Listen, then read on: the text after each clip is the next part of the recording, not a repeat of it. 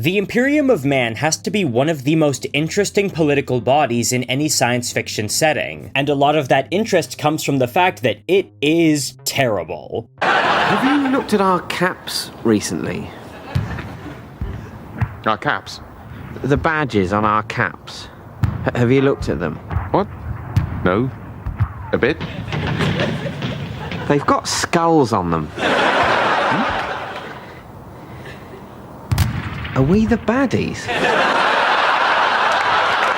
Hi, I'm Chrono the Harlequin, and welcome back to Live from the Black Library, where today I want to talk to you about the nature of the Imperium of Man, answer the question if it's really fascist or not like some people tend to claim, and think about whether or not it actually has a right to exist, whether it's even worth it. But before I do that, I just want to say thank you so much for watching this video. Please subscribe if you have not already done so, and without further ado, let's get into the political nature of the Imperium of Man. First and foremost though, I would like to state that this video is ironically apolitical, meaning I'm not putting forward any political or moral stance, and I'm not trying to make some culture war slop content here. And secondly, my second channel is now up and my Patreon is now live. Yeah, I finally have a Patreon. But it isn't for this channel, it's for my second channel called Harlequin History. Link to both of those in the description. I swear to God this isn't a pointless shill though, because as many of you know, I was never able to monetize this channel lest my father find it. Because one, he's made fun of Warhammer and said that it's worse than for 8-year-olds, and obviously I don't want him to know I'm talking about my personal problems on this channel for obvious reasons because he is the cause of them. However, the new history channel is one I feel more confident monetizing because even if he finds it, there's no way he could justify being mad about that. So the Patreon, while unfortunately only giving benefits for the history channel, will be advertised here a lot as a way to support me in my hopes of getting out of home, as well as giving my mom the confidence to support me leaving because she's really worried about me having enough money to support myself, which,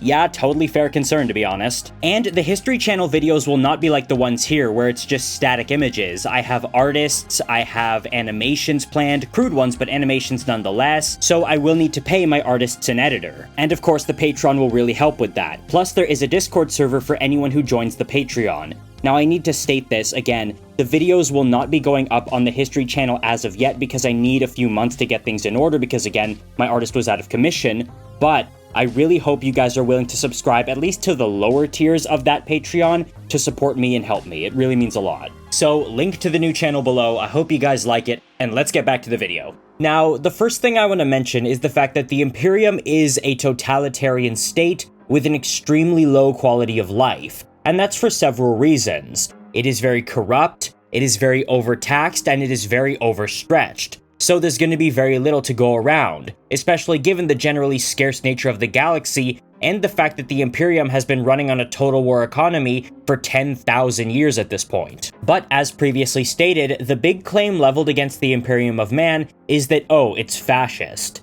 Now, it should be noted there is a bit of a problem nowadays of people calling anything they don't like fascist. I think we've all seen examples of that happening. However, when people claim that a fictional organization, especially the Imperium, is fascist, they're usually looking at it through the lens of a work written by one Umberto Eco, an Italian author, called Fascism, where he dissects what makes a fascist state through the lens of his lived experiences having lived in Italy during that time, and uses social science as the main basis for his reasoning. But the problem with fascism is that it's not really that highly regarded anymore because a lot of the things in it that constitute fascism are seen in any totalitarian government, and as such are just not worth that much. It seems like he was more or less working backwards. It isn't substantial, it's too vague. So I prefer a more qualitative way of measuring these things, and it comes from something more concrete. That being legal studies. Specifically, my main source actually comes from the writings of one Carl Schmitt, the chief legal theorist of the German Reich, who was known as their quote-unquote crown jurist. And he has a lot of very interesting theories that really help show what makes a fascist state beyond what we see in social sciences. And when you really look into it, you can see that yes, the Imperium does have some features of a fascist society, but the real picture is a lot more complicated. And that complication is what makes it so interesting to think about, to really dissect and analyze. However, there is one thing I want to mention, and that's the problem with referring to the Imperium as fascist. And it's because the Imperium isn't real. And I don't just mean that in the literal sense, I mean it in the sense that The problems the Imperium faces and the enemies it is up against are so wildly removed from anything in the real world that comparing the Imperium to any real system of politics becomes immediately difficult and problematic. You see, the big feature of fascism is that they're lying to you. When a fascist tells you there was a Jewish conspiracy, or a stab in the back, or a conspiracy against the Italian people to keep them limited, they are in fact lying to you. However, the Imperium isn't really lying. Hell is real, eternal damnation is real. There are inhuman species who would gladly tear humanity down for just the fun of it. So while a lot of people in the Imperium are wildly ignorant of all these things, it should be noted that on the whole, yeah, they do have a point. But real-life fascists do not have a point. They're lying to you and deceiving you. And the first real instance of this being true comes from the fact that fascism is an inherently lawless ideology, as opposed to the Imperium, which is a laws-based society, and in my mind is actually more comparable to institutions like Soviet Russia or Maoist China in how it uses law to maintain control. Now, that will need a little bit of explaining, because when people think fascism, they think government control. But it's actually a lot more interesting than that, because fascism is predicated on something called the state of exception. More specifically, Carl Schmitt outlines in his essay titled On Dictatorship from 1921, the state of exception, or the state of emergency, which is really focused around the line, "Sovereign is he who decides the state of exception." What he means by this is that in Carl Schmitt's view, liberal democracies can only function if there is a possibility for a state of emergency/state of exception. That being, the point at which all limitations on power, such as term limits, rule of law, civil rights, judicial independence, and all of those, can be put aside and put on hold because of a pending emergency. And in Schmitt's mind, whoever controls the state of exception, i.e. the one who can declare this state of exception, is the sovereign of the nation in question. So in his mind, a proper fascist state will simply subvert that entirely and just remain in a perpetual state of exception, thereby allowing the sovereign to fully exert their control and meet their potential. They just want to cut out the middleman because in Carl Schmitt's mind, everything else is superfluous. And we know that this is in fact a core feature of fascism because neither the German regime nor the Italian ones from that era instituted new constitutions. They actually kept their old pre-existing ones, despite how different things were, and just kept their nations in perpetual states of emergency. The Germans, for their part, actually had a big ceremony they would just keep renewing every few years to extend the state of emergency.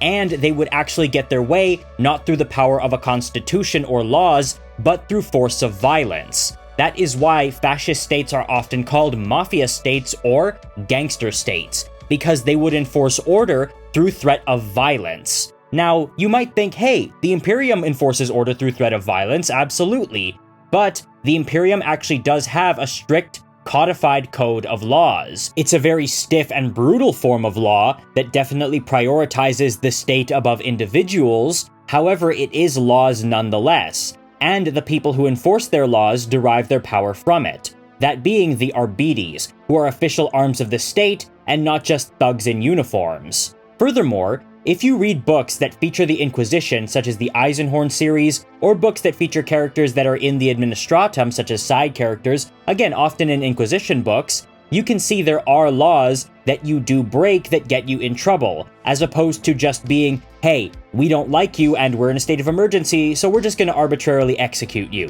No, you are entitled to a fair trial in the Imperium of Man. You do get a hearing, even though it's not that great. The fact that a lot of people get put to death is more down to the people involved in the system than the nature of the system itself. A lot of Inquisitors are just really power mad, but there are meant to be checks and balances in place and laws they are supposed to follow. You see, you would think the Inquisitor derives his power from the state of exception, but no, there are limitations on his office, even though it might not always seem like it. Inquisitors can get in trouble, Inquisitors can be tried by other Inquisitors, and moreover, their duties are limited. This is more akin to a Soviet-style state than a fascist one. You see, the Inquisition is a lot more like the KGB as opposed to the SS or the Gestapo. they still have to work within the strictures of their system and can't just run roughshod over the population as they see fit, as the equivalent fascist agencies were allowed to do. Furthermore, there's also the matter of bureaucracy. Because of the nature of the state of exception that we see in fascist states, they don't really fiddle with bureaucracy all that much. They just do things. They just ram through whatever because, well, it's an emergency, you just gotta let it happen. But Soviet-style states are actually bureaucratic nightmares, with everybody answering to someone, with a million different checks and hurdles you need to get through that make everything happen at a damn near glacial pace. Something that actually does happen in the Imperium. There's a billion different pieces of paperwork and a million different things that need to happen for anything to get processed in the Imperium of Man, because there are so many separate agencies. And the reason for this is because these agencies being in place stops any one branch of the government from challenging the high executives. In the Soviet case, that would be the Supreme Soviet, but in the Imperium, that would be the High Lords. When there's so much bureaucracy going on, you can't really challenge the people at the top because who do you contact to even find allies? Hell, even the Inquisition does keep very, very tight records of everything they do, as opposed to just butchering anyone in their path. And this is because a Soviet-style state like the Imperium is following set out boundaries and laws, even though they are extremely far-reaching and at times very, very arbitrary. That's why in fascist states, they can just say, well, you're an enemy of the party and the state, so we're just gonna shoot you. But in Soviet states, they have to accuse you of something before they can put a bullet in the back of your head. And oftentimes that would be anti-Soviet or counter-revolutionary. And in the Imperium, the equivalent term would be heretic. It is an official charge within the justice system, but it is more or less used to just eliminate whatever political opponent you want. However, fascists don't even have to deal with that formality. But it says a lot that the Imperium does deal with that formality of specifically charging you with something before wiping you out. Another very important factor is to look into the relationship between the government and organized crime. You see, in fascist societies, organized crime is a big part of how things operate. Again, it is a lawless institution, so organized crime becomes rampant, but not in the way you would think. You see, a lot of people involved in fascist movements have connections to organized crime, because it allows them to continue on with their operations while being a part of the state and therefore protected. We can see this in both Germany and especially in Italy. You see, in Germany, a lot of people first involved in the Reich when it was coming up did have connections to illegal brothels and the narcotics trade within Germany, and were allowed to continue doing those things after they became official. Furthermore, in Italy, a lot of the people Mussolini tasked with cracking down on the mafia in Sicily were themselves from second or third string mafia families, and them getting the letter of marque from Mussolini to basically do as they pleased allowed them to finally get back at those families who had been above them for decades and kept the thumb on them. Furthermore, the man Mussolini tasked with breaking the mafia, a policeman by the name of Cesare Mori, didn't actually have to follow any legal rules or procedures when Mussolini tasked him with breaking the mafia in Sicily. Mussolini just said to him, if there are any laws in your way, ignore them. If there's any paperwork, you don't have to do it, just put a bullet in somebody's head and you're done with it. So when Cesare Mori went to war with the mafia, it wasn't in the style of a police crackdown, but it functioned more like an actual gang war, with open street violence and shooting each other from moving cars and taking of hostages and breaking into people's houses and rounding them up, all while he was being enforced by second or third string mafia families who just so happened to be in uniform this time. This is why fascist governments are actually able to tout low criminal statistics, because all the crime happening is now a feature of the state.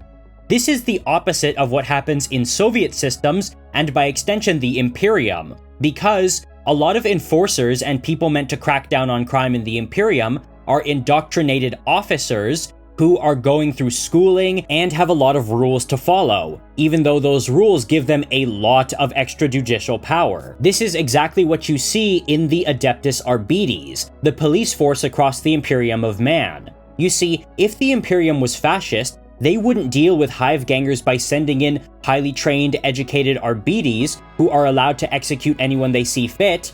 they would instead just hand uniforms to lower-tier hive gangs and allow them to run roughshod with the backing of the state against the other gangs in the hive, and allow them to continue doing what they used to do. They're still allowed to squeeze the population just as long as they're squeezing the right people. This is also why there tends to be a lot more corruption in the Soviet system, and as we know, the Imperium of Man is wildly corrupt at basically all levels. It's because that's one of the only ways to get ahead in those societies, either through ideology, nepotism, or corruption, skimming off the top, paying people off, making connections and backroom deals, and getting people to owe you favors. While in fascist societies, there isn't as much corruption because the corruption isn't a bug, it's a feature of the state apparatus. So in a weird way, fascist societies end up almost as a dark mirror of meritocracy, where you get ahead not through your ability, but through your level of brutality. In the Imperium, you have to show your piety to the Emperor and loyalty to the Imperium, you have to be well connected, and you have to make the right people like you in order to get a higher paying job or move up in any sort of department. All of which actually leads to a lot of internal stability because everyone agrees on the same things, but does not breed competence, which only leads to worse and worse people getting ahead, which causes the entire society to decay on a material level. This is true with the Imperium. It's a very stable society that has existed for 10,000 years, despite the fact that its material conditions are so abysmal as to be comedic at times. Fascist societies, however, seem to be a lot more meritocratic, simply because anyone who is the most violent can get ahead. All you need to do is just toe the party line a little bit and be willing to hurt whoever's in front of you in the same way any criminal organization or mafia would. However, these societies are way less stable than their counterparts. This is because the true ideological basis of the people who keep the society running, i.e. the criminals in uniform, is actually pretty weak. So, when things really get bad, they'll just shatter like glass on impact. In fact, the Imperium of Man, if it was truly fascist, likely wouldn't have survived past most of the trials it faced, such as the War of the Beast or the Age of Apostasy or the Badab War, or anything. And I say Imperium of Man because I'm talking about the Imperium of Man as it is now, that being after the Horus Heresy, but still, you get my point. This is actually why, outside of Germany, which was ruled by these ideological psychopaths, most fascist states in Europe, such as Italy, Hungary, Romania, Bulgaria, and more, all evaporated the second they were taken over by the Soviets, instead of any of them continuing to try and fight for those ideals. Because, again, they were just criminals who happened to be in power. This just isn't how the Imperium of Man works. There's too much bureaucracy, too much order, too much ideological indoctrination of the people who actually run the system, as opposed to the people it controls. I'd also like to talk a little bit about the economy, because in fascist societies, there are separate corporations who compete with each other for government contracts and make their own different kinds of products. Things like Krupp, BMW, Porsche, and a lot of the Italian brands we know today. However, it should be noted, this is not how the Imperium functions. There are not separate independent brands, nor is there any competition between them as long as they all pay lip service to the state and do what is asked of them when the state orders them to do something.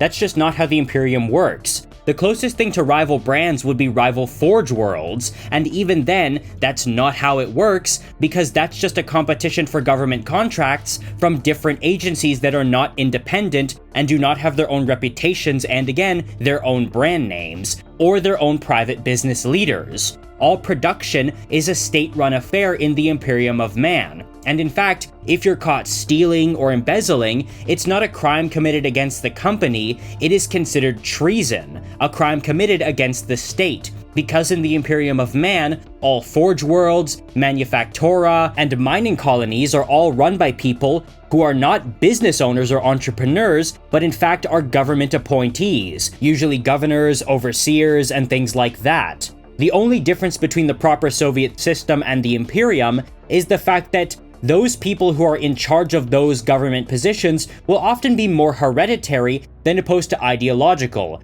As such, that's how you end up with the aristocratic governor families in the Imperium, as opposed to just the newest appointee in the Soviet system. However, even in the Soviet system, there was a level of familial nepotism because if you were a high-ranking party official, you could ensure your children getting a better education, better connections, and very likely a job within the same industry. So, while it wasn't directly aristocratic, it was more nepotistic. And I'm not trying to say nepotism didn't exist in the fascist system. Remember, these were organized criminals here. It should be noted it was not the same, and there was a much greater emphasis on free enterprise as long as they all did what they were told. The next thing I want to talk about is once again a piece of theory from Carl Schmitt called the concept of the political, otherwise known as the friend-enemy distinction, which Carl Schmitt credits as being the basis for all politics. And this comes from his book, The Concept of the Political, published in 1932. And how it works is that according to Schmitt, all politics can be divided between friend and enemy and the distinction therein. You see, according to Schmitt, what determines a friend or enemy is their interests and how they align to your own and the advancement of your own people. This is why fascist groups were able to make friends with those they deemed lesser to themselves if it served their interests, and were able to be enemies with people they deemed quote-unquote good. This is why the Germans could justify waging war against people from the Scandinavian countries or the British even though they ethnically liked them, quote-unquote, and they were able to make allies with people they viewed as inherently inferior. It's actually really funny when you listen to some of the Führer's speeches, I say that because I can't use the H word, where he never ever refers to Russians or Slavs as European. In fact, he refers to them as West Asian, saying that, quote, "it is Europe that will prevail, not West Asia." But that's actually kind of funny, considering some of his greatest allies were Magyars and Bulgars, who actually do have a mixed European West Asian heritage. And they actually pride themselves on that. If you ever visit cities like Sofia or Budapest, you'll see that on full display. It's actually very interesting. But the reason he was able to justify that to himself was because it was okay to align with them even though they were lesser in his mind because they were friend. And again, the people he actually liked, like the French, the British, and the Scandinavians, were enemy. And as such, all the politics of those fascist states was predicated upon their relationships between friend and enemy for the betterment of themselves and their respective societies. However, the Imperium of Man does not function upon this principle. They don't have friends, they only have enemies. And this is actually something Carl Schmitt talked about in relation to other non-fascist societies, particularly liberal or highly ideological ones. And this is something called total enmity. You see, in Schmittian terms, war is inevitable for human civilization. Nations and peoples will always seek to clash, and therefore, war is an innate part of human nature. And as such, any ideology that seeks to avoid war is simply deluding itself, which is why the friend-enemy distinction is acceptable. However, Schmitt states that other more ideologically driven societies are going to have to justify any conflicts they undertake because they view themselves as quote-unquote above war. For example, they will have to paint their enemy as inherently evil on some level, and as such, when your enemy is evil, you can have no holds barred in your conflict. You have to go all out against them and destroy them instead of just fighting to a reasonable point and then stopping and taking some territory. You have to eliminate them. You have to truly despise them in order to justify a conflict. And this is how the Imperium functions when they talk about Xenos, heretics, or any other groups. They can't just say, alright, we beat you, bygones are bygones now. No, they need to annihilate their enemy and truly despise them. In fact, what the Imperium does is a lot more in line with the not just Soviet, but Trotskyist doctrine of permanent revolution, where you just never stop and keep pushing until you have won every corner of the globe, or in this case, the galaxy, because that's the only way you can secure the existence of the ideology and the regime, when all outsiders are fully taken over and assimilated. As opposed to fascism, whose raison d'etre is the opposition of enemies, and as such cannot take over the entire planet. However, many among you will realize that a lot of fascist regimes don't live up to this and are massive hypocrites in that they deal with their enemies very, very brutally and really do seem to despise them, especially the Germans in how they treated Jewish people, Slavs, and other groups. So they very clearly didn't mean that, even though it is in the outlining traits of the ideology, in the same way other regimes like the Soviet regime definitely differed quite a bit from what their stated goals were. But we're looking at theory, not practice in this video. And in accordance with theory, the Imperium absolutely operates on the philosophy of total enmity. And interestingly, you might think, hey, the Imperium does have a fascist characteristic in believing that war is inherent to the human nature. And yeah, you are right in that regard. The Imperium absolutely does have that kind of fascist characteristic. But they don't believe in war as the end goal for itself. In fact, the original stated designs of the Imperium is war to secure humanity's future, a future that they want to exist in perpetuity, which is also something different from fascism. Fascists view their ideology as a part of the human nature and a part of ongoing history. For example, the German regime described themselves as, quote, the 1,000-year Reich, expecting their empire to last for 1,000 years, and thereby shape the future of human history. However, 1,000 years is not forever, and we know it wasn't just hyperbole. This is what they meant because a state next door did make claims at eternity, that being the Soviet Union, which expected to bring about the proletariat end of history, something the Imperium has designs on, the end of history. No more expansion, no more opposition for humanity, one homogeneous entity where humanity can just be free. Now, earlier in this video, I did actually decry Umberto Eco's Fascism as not very substantive. However, I do want to actually harken back to it a little bit because there is another thing I want to discuss, and that being the nature of militarism and the view of humanity that the Imperium holds. Because in fascism, they view the military as this indomitable great force, but they also view themselves, according to Umberto Eco, as both too weak and too strong. We as a race are strong and superior, but we're also weak against the horrible enemy out to destroy us. The Imperium does have this view of the human race to a degree, but that's also seen in Soviet states, where they say the proletarian is strong and powerful and unconquerable, but also weak and helpless in the face of the capitalist menace. Hence why Umberto Eco's works are not really taken as seriously anymore nowadays. They just fit too well into basically anything. But the nature of militarism is far more interesting, because fascist states will depict their militaries as powerful, indomitable super soldiers, while Soviet states will depict their soldiers as very weak but powerful in numbers when they band together and willing to sell their lives en masse. Maoist states also hold this same principle. Even if you look at Chinese militaristic propaganda movies made today, there are hordes of Chinese troops just hurling themselves into the meat grinder, dying screaming for glorious China. And it's really interesting because they show their strength in their numbers and their willingness to sacrifice themselves, as opposed to their innate personal strengths. This is much like the Imperial Guard, who show themselves as willing to die en masse in droves to secure humanity's existence and to safeguard those they love. I'm pretty sure a lot of us have heard, "Pity the Guardsmen." It also should be noted that the Imperium might seem like a heavily militarized society to us on the outside, but compared to the amount of wars they have to fight in order to stay alive, they're not more militarized than you would expect them to be. The vast majority of the Imperium is a production resource economy, much like you would see in the Soviet Union. However, there are those indomitable, all-powerful super soldiers that you do see in fascist states held up in the Imperium. Of course, I'm talking about the Space Marines. But the reference for the Space Marines is different because rather than some kind of ideological or racial superiority, that is derived from divine mandate and religion. They're worshipped as saintly angelic figures. They're literally called the Angels of Death or the Emperor's Angels. So it is different than, say, the SS divisions or the elite soldiers of other fascist militaries. And this is another big factor that separates the Imperium from fascism: the role religion plays. Normally, fascism is an atheistic ideology. However, they often did have to pay lip service to religious institutions, usually the Catholic Church, given the fact that they came up in Italy, Spain, and Austria. However, the history of religion in the Soviet Union becomes far more interesting, because throughout its existence, it would continually try again and again on the Orthodox Church, but none of it would ever be successful.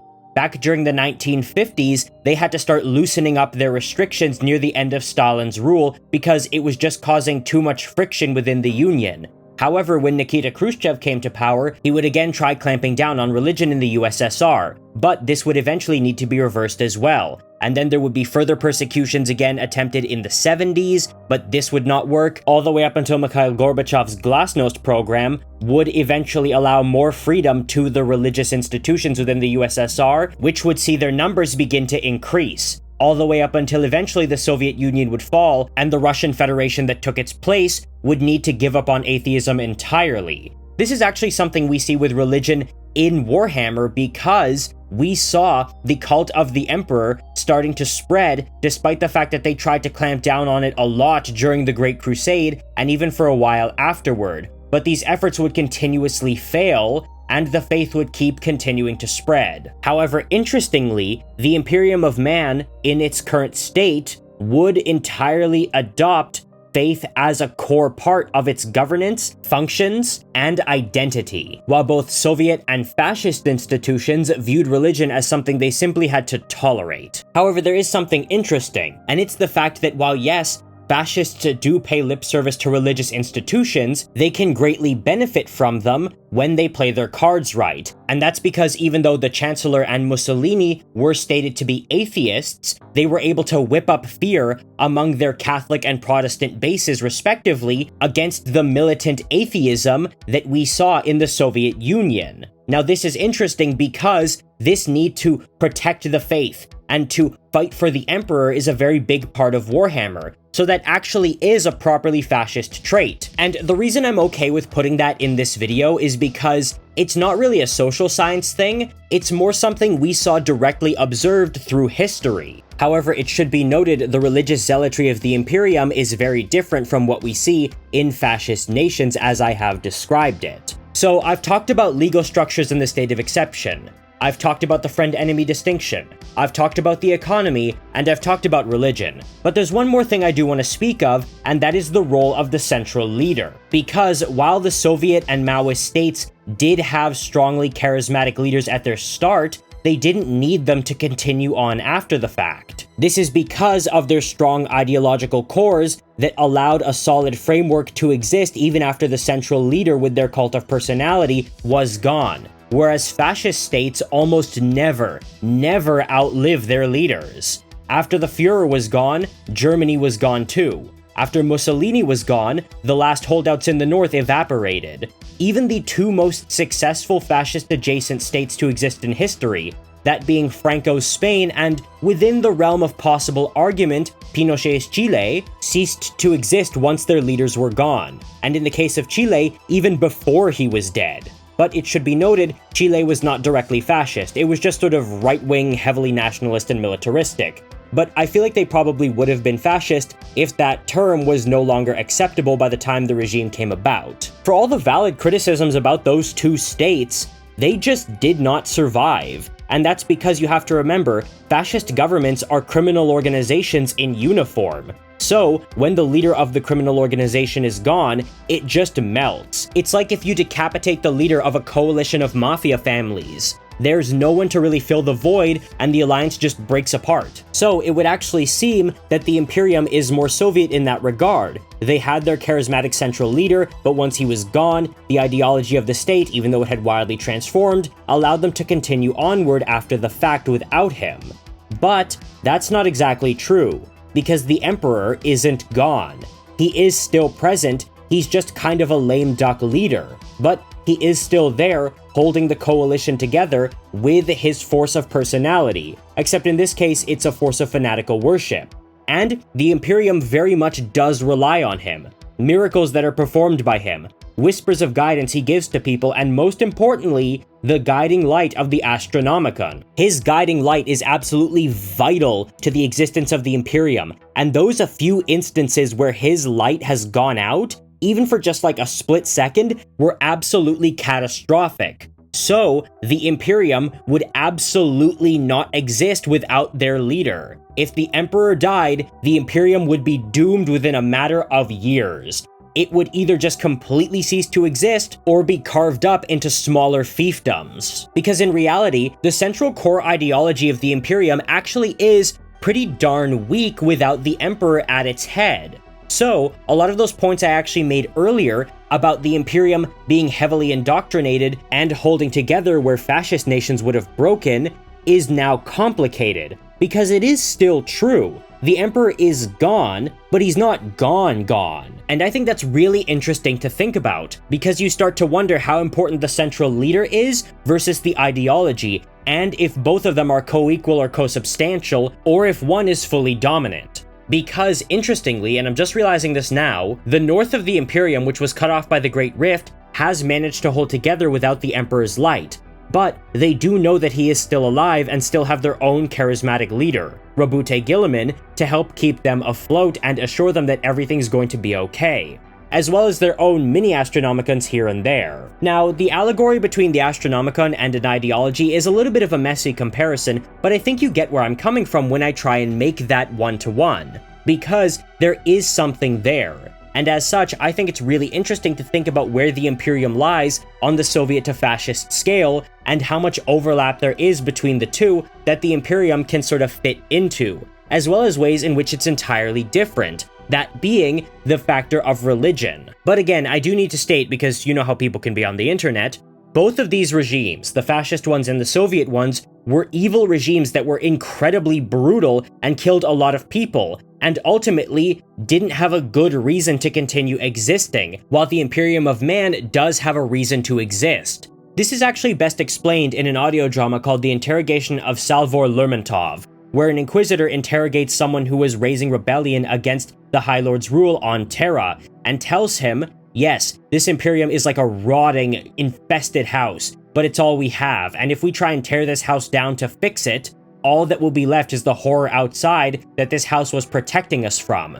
Yes, it is a deeply flawed, horrifying institution, but you can't really fix it without tearing it down. But to tear it down would expose you to an army of bandits, a hurricane, and a forest fire all at once. I and many others do not believe that humanity would survive without the Imperium, because those pockets of humanity that exist outside the Imperium do so under very unique circumstances. Because those humans in the Tau Empire actually are being subjected to the corruption of Nurgle, or still worship either the Emperor or the new goddess forming in the warp called Tau Va. So, the existence of the Emperor actually was quite important in regard to keeping humanity alive. If there was no Emperor, they never would have started worshipping him and would have just fallen to chaos. This we can actually see during the Great Crusade, because a lot of human planets were unknowingly worshipping the Chaos Gods. It comes up in the early Horus Heresy books quite a bit, and it's really interesting. So, had the Emperor and the Imperium not come to power, humanity would have absolutely either slid into extinction, or have just been subsumed by eternal damnation. While there were other exceptions during the Great Crusade, such as the Interrex or the Oretian Technocracy, we should note that those were very, very minor, extremely rare exceptions, while 99% of humanity did not live under those circumstances. Also, the Leagues of Votan who are human are different because their sort of evolution has led them to become very psychically blunt, and as such, not really compatible with the rest of humanity in how they're viewed in regard to their needs, both spiritually and socially. So, to summarize, the Imperium is not really that adjacent to a fascist state, even though it does have some of the characteristics, and is in fact a lot more closer in structure to a Soviet-style state. And it absolutely should exist, because without it, the human race and likely the entire galaxy would have been absolutely doomed, despite how awful it truly is. And this is ultimately what separates the Imperium from fascist and Soviet states, because while the Imperium should exist, those fascist and Soviet states should not exist, did not do any great benefit to humanity, and ultimately never should have came to be in the first place. However, I would like to state, the idea that the Imperium should exist is challenged in canon, namely by a character named Solomon Akura, a young member of the Alpha Legion, part of the new generation of them, who has stated that the Imperium should just be torn down, and if humanity needs an institution like the Imperium to keep existing, then they shouldn't have a right to exist at all. but if any members do survive the fall of the Imperium, then fabulous. Me personally, I don't really agree with that way of thinking, but I think it's really interesting to see a character in canon put that line of reasoning forward as their main motivation. But what do you guys think? Do you guys agree with my assessment of the Imperium, that it is very in line with the Soviet model? Do you think it is more fascist-leaning? Do you think it's something else entirely and doesn't really fit into any neat categories? As always, I would love to hear what you guys have to say in the comments below. Please like and subscribe if you have not already done so, consider subbing to the new channel, and until then, I will see you in the next video.